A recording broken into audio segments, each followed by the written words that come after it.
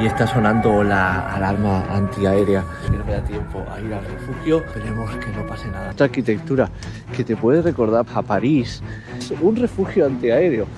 La puerta pesa un montón. Una de las primeras víctimas de la guerra, ¿no? Que es la sonrisa de los niños. Una de las cosas más importantes de esta guerra, el puerto de Odesa. Si eso pasara en España y hubiera reclutamiento obligatorio, ¿qué haríais?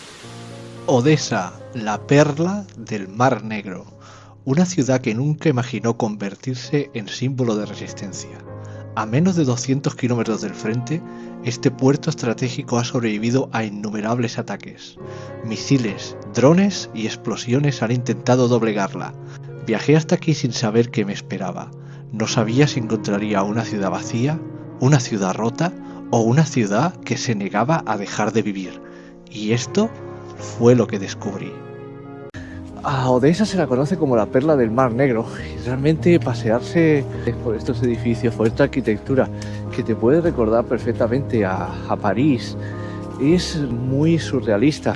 El tiempo añade todavía tristeza a la escena. Hace 5 años estaría ahora top 10 cosas más interesantes de Odesa o lo que no te puedes perder de Odesa.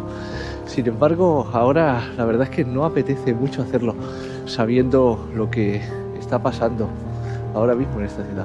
Odesa fue hecho como el puerto del Mar Negro, un sitio de unión de muchas gentes, un sitio donde se celebraba la alegría. Este monumento de detrás que simbolizaría la música que la gente escucharía en este parque, que ahora pues está en silencio. O justo delante mío puedo ver esta otra estatua que en un momento dado acompañaría a que la gente se sentara y se hiciera fotos para el Instagram, y que ahora parece poco menos que un recuerdo a los que se han ido. Lo que me interesa es ver cómo es la ciudad a pie de calle, ¿no? Sin que yo sea un periodista que estoy en una tarima y tengo un monumento detrás y os explico los últimos ataques. La ciudad pues está viva, los negocios están abiertos, hay cafeterías y ves gente paseándose por la calle. Cosas que te indiquen la situación por la que está pasando la ciudad, las puedes ver. Hay generadores repartidos por toda la ciudad, porque eso es debido a que los ataques de Rusia se están centrando sobre todo en las infraestructuras de electricidad, de calefacción central, para así hacer una guerra psicológica en contra de la población ucraniana, para que se rindan. Y aquí detrás mío tengo uno de los edificios más emblemáticos de la ciudad de Odesa, que es el edificio de la ópera, una auténtica maravilla de la arquitectura y que realmente te deja con la boca abierta.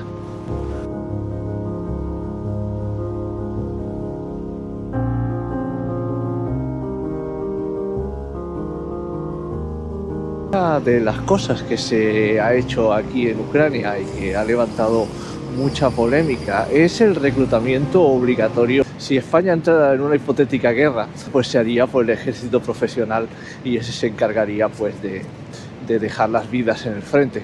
Sin embargo, cuando la guerra es total, los gobiernos tienen el poder de decretar un reclutamiento obligatorio.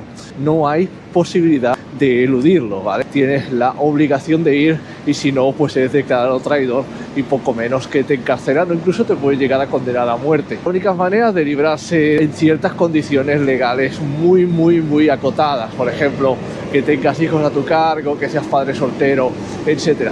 También por cuestiones de salud podrías llegar a librarte, aunque la manera más normal de la que la gente se libra es pues con la corrupción.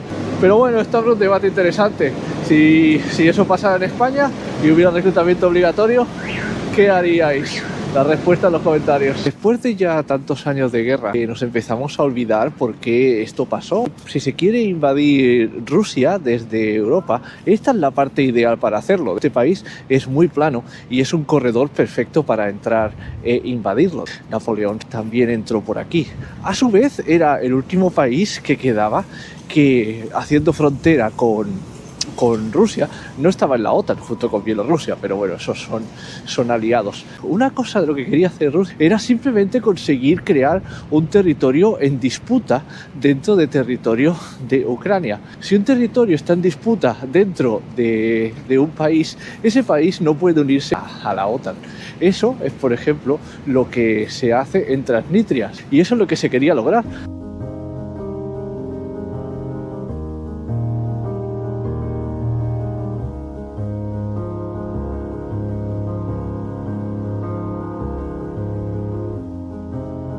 Lo que tengo justo detrás mío es una de las cosas más importantes de esta guerra. Es el puerto de Odesa. Y es la puerta de salida de toda la agricultura que se produce aquí en Ucrania y de muchos otros productos. Se intentó tomar al principio de la guerra porque se esperaban que les pasaría como en la península de Crimea, que tomaron en 2014, conduciendo 4 tanques, y aquello ya cayó. Fallaron por una resistencia inesperada por parte de los ucranianos. Y desde entonces lo que se suele hacer casi cada noche es bombardear eso que tengo ahí detrás, tanto con drones como con ataques más serios. Y las cicatrices todavía se pueden ver a día de hoy. Me encuentro bajando por las escaleras Potemkin. La historia de Rusia durante el siglo XX es algo realmente interesante y fascinante, sobre todo al principio. Pensar que ellos tenían los zares y luego cayeron en el comunismo, ¿no? Se convirtieron en la Unión Soviética. Esa revolución que llevó a ese país medio feudal a convertirse en la cuna del comunismo se hizo en 2 partes. Una en 1905, que fue una especie de ensayo de ataque contra los zares que fracasó, y otra en 1917, que es la revolución bolchevique que todos conocemos. La revolución de 1905 se caracterizó por un episodio que fue la revuelta del acorazado Potemkin. Fue reducida de manera muy cruel por parte de las fuerzas de los zares. Para conmemorar aquel evento, se hizo fue la película El acorazado Potemkin en los años 20. Toda una joya de cinematografía que sirvió como propaganda para el régimen comunista que por aquellos tiempos acababa de nacer. Realmente os lo recomiendo. La gracia que tienen estas escaleras es la forma en que están hechas, que se hacen más estrechas en la parte de arriba para que parezca que todavía son más largas.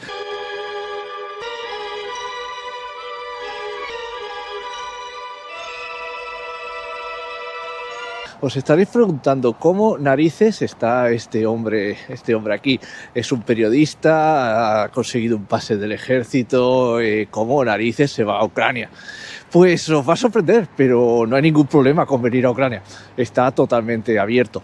De hecho, la manera más fácil de llegar hasta aquí, que es lo que yo he hecho, es volar hasta Moldavia, a Chisinau, como se pronuncie, que tienes low cost desde Barcelona por poco más que 30 euros. Y de allí simplemente coges un autobús que te lleva directamente a Odesa. Son unas 5 horas. El paso fronterizo no tienes ningún tipo de problema, no te hacen ninguna pregunta. Simplemente, pues lo típico, te bajas del autobús, das el pasaporte, te ponen el sello de salida de Moldavia y te ponen el sello de entrada aquí en Ucrania y ya está.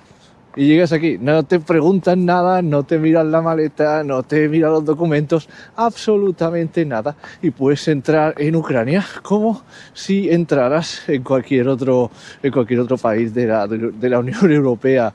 Es realmente increíble. Justo aquí abajo hay banderitas y cada una de ellas tiene una fecha de nacimiento y una fecha de defunción. Las banderitas son incontables, ya que se calcula que a día de hoy, desde que empezó esta guerra en 2022, han fallecido cerca de 55.000 soldados por el bando ucraniano y alrededor de 15.000 civiles. Muchos de estos soldados, por no decir todos, seguramente que sean más jóvenes que yo. Y es a todas esas personas que han muerto a las que me gustaría pues dedicar el vídeo y enviar mi más sincero pésame a la familia que han dejado detrás.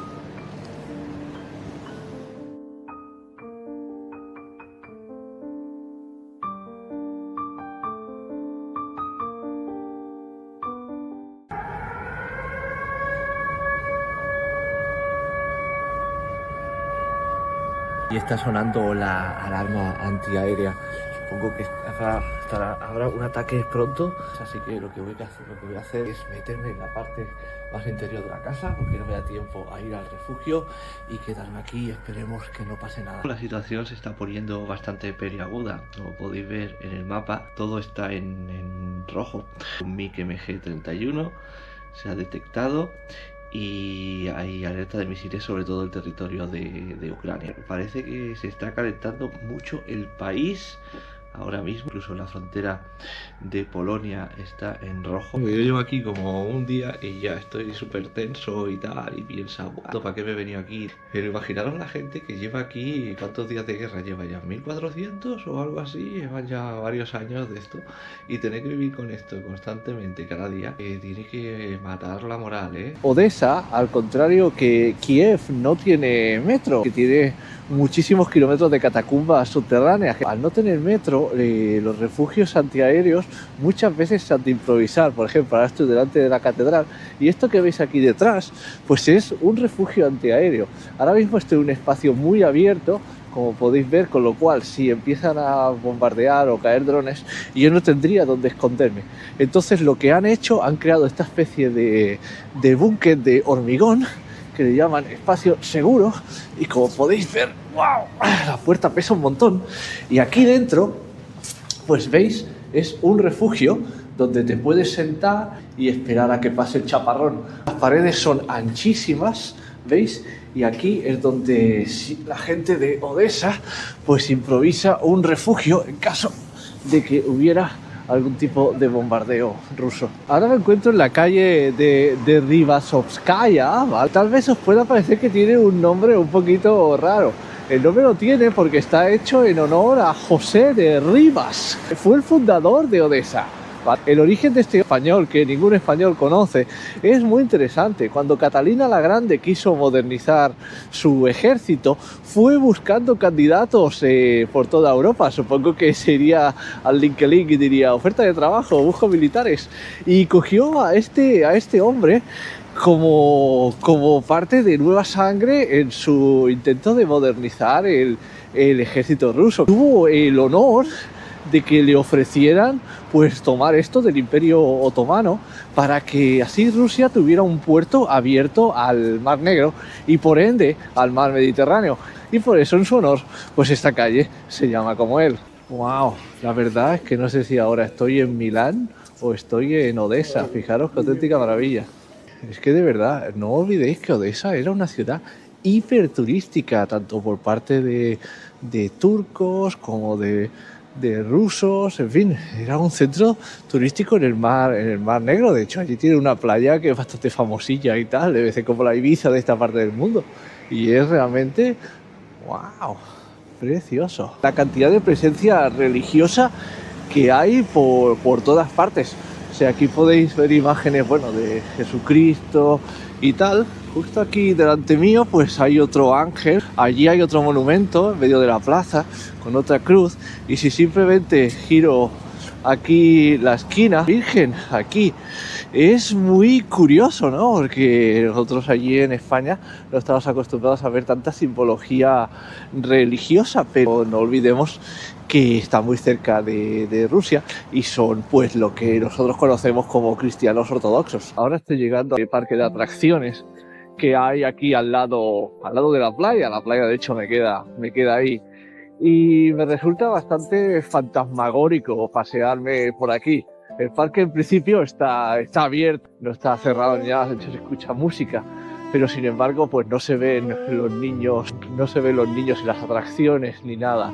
Aquí hay esta noria totalmente gigantesca, parada, y todo está vacío, y realmente pues tal vez esta es una de las primeras víctimas de la guerra, ¿no? Que es la sonrisa de los niños.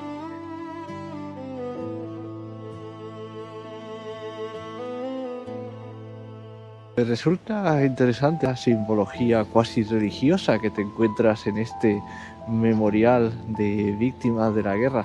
Es como si ellos fueran arcángeles, vengadores, que tuvieran una misión divina. Aquí se ve el ángel con la espada, ¿no?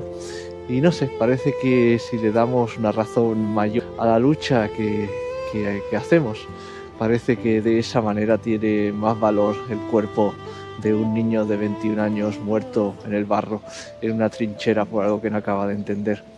Pero bueno, en fin, parece que la humanidad pues siempre está repitiendo los mismos errores ya allende las cruzadas hasta el día de hoy.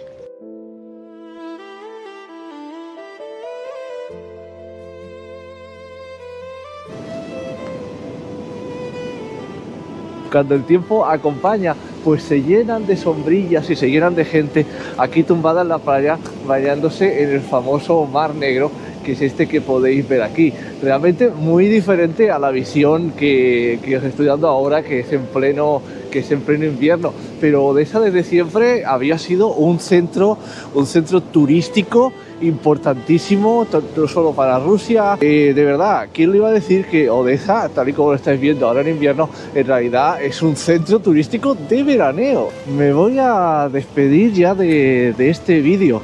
Un vídeo un poco atípico que para mí ha sido muy especial por el hecho de estar en un país que está en guerra. Le he visto cosas que esperaba, como son las sirenas antiaéreas, como es la tensión, cosas que no esperaba, por restaurantes abiertos, gente hablándote, gente que intenta seguir con su día a día. En fin, espero que el vídeo os haya gustado y os haya sorprendido tanto como me ha sorprendido a mí hacerlo.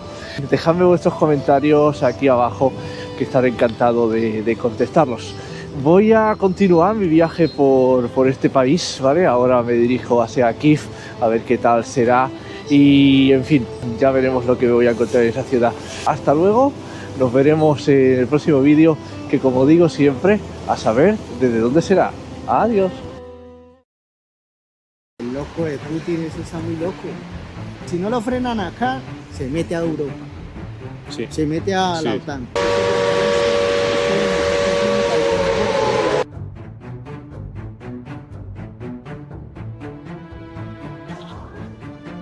Vaya, volvió la luz. Y bueno, ahora no me veis, estáis viendo uno de los cortes de electricidad, una especie de búnker. Pues sentarte aquí dentro y, como decimos en España, ver pasar el chaparrón. En fin, esta es la realidad de una guerra.